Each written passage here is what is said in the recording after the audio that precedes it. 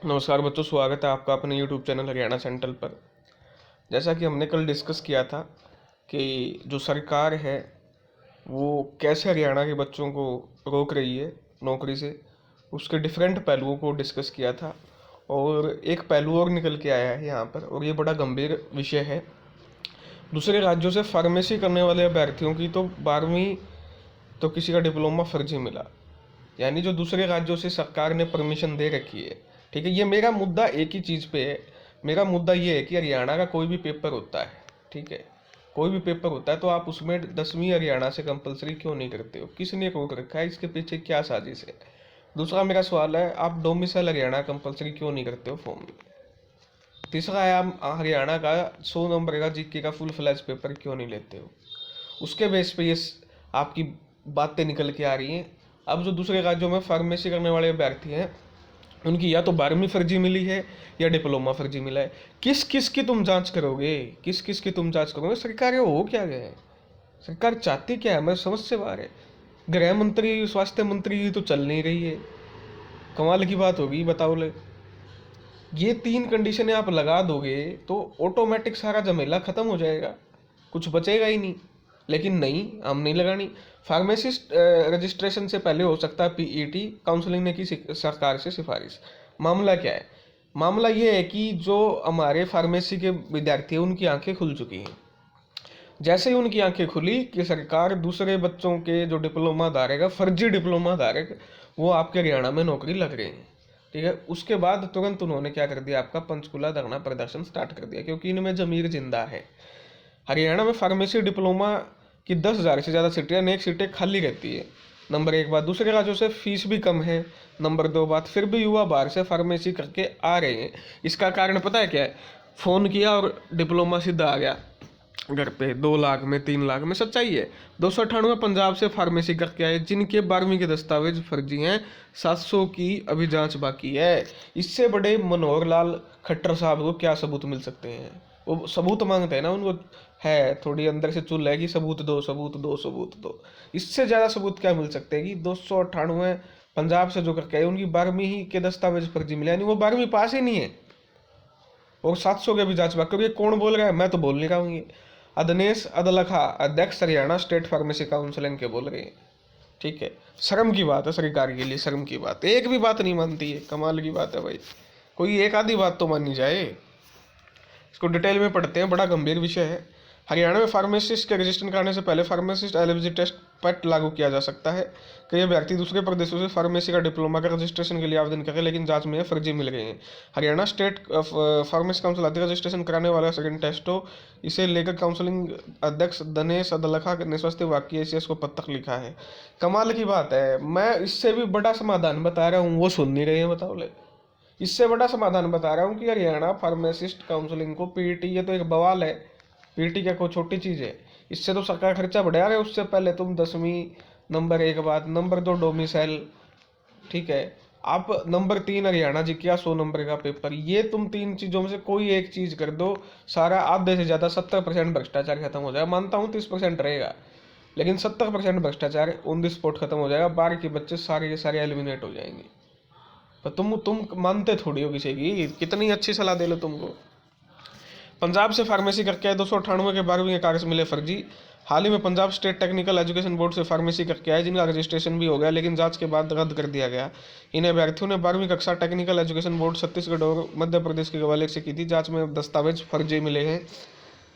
इसके बाद मुख्य सचिव ने सभी विभागों से इन बोर्ड की अंक तालिकाओं को अमान्य करने का आदेश जारी किया। अभी 700 और फाइल हरियाणा फार्मेसी काउंसिल के पास पहुंची है, जिसकी एंटी करप्शन ब्यूरो जांच के लिए काउंसिल की सरकार को सिफारिश भेजी है। यानी एंटी करप्शन ब्यूरो जो है आपका, उसने भी बोल दिया कि आप जांच कीजिए। और कौन सा इंसान भगवान आके बोलेगा मुख्यमंत्री को? मुझे बता तो दो कि भगवान आके ये कहे कि साहब ये गड़बड़ है, आप ठीक कर दो। भगवान तो आ नहीं सकता है, ठीक है। हरियाणा के विद्यार्थियों ने, जो जेन्युइन कैंडिडेट, उन्होंने आपका धरना प्रदर्शन किया। गूंगी बहरी सरकार होगी है यार, किसी की नहीं सुन रही है। समझा लिया, प्यार से समझा लिया, सब काम कर लिया। तो ये तो एक बहुत बड़ा गंभीर विषय है। हरियाणा सेंट्रल आपका लगातार ये मांग उठा रहा है कि आप 10वीं कंपलसरी कीजिए, हरियाणा से डोमिसाइल कंपलसरी कीजिए, और हरियाणा जीके का 100 नंबर का एक फुल फ्लैश पेपर लीजिए। इनमें से ये मांग पूरी होनी चाहिए और इनमें से कोई एक मांग आपकी पूरी होगी, तभी हरियाणा के युवा को न्याय मिल सकता है। और ये 1 सेकंड का काम है, 1 सेकंड का, ऐसे चुटकी बजाते ये काम हो जाएगा। अगर आपकी नीयत में खोट नहीं है, अगर नीयत में ही खोट है तो भाई उस चीज़ का तो देखो कोई इलाज ही नहीं किया जा सकता। फिर तो जो प्रदेश का युवा है वो इलाज करेगा आने वाले समय में। ठीक है, रही बात दूसरी की सीईटी की, जो आपकी मीटिंग हुई थी 11 अक्टूबर को, उसमें क्या रहा? सीईटी के आपकी चर्चा हुई थी, लेकिन एक बड़ा झटका बच्चों को मिल सकता है, क्योंकि जो चीफ जस्टिस थे आपके Punjab and Haryana high court के, वो आज रिटायर हो गए हैं। ठीक है, आज क्या हो चुके हैं, वो रिटायर हो चुके हैं। और सरकार चाहती ये थी कि वो रिटायर हो, क्योंकि वो एक निष्पक्ष जज के रूप में कार्य कर रहे थे बिल्कुल प्रॉपर तरीके से। तो एक तो ये छोटा सा झटका है कि चीफ जस्टिस साहब आपके जो सुनवाई में थे वो रिटायर हो गए हैं आज।